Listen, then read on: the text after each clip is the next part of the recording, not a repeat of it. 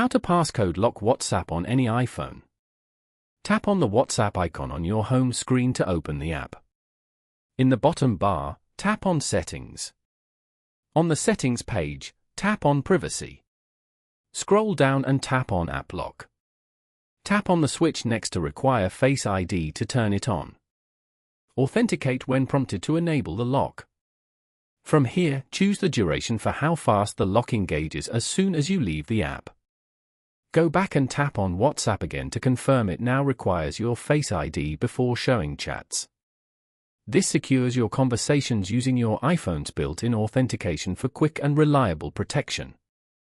Following these steps, you can easily passcode lock WhatsApp on any iPhone. Thank you for watching.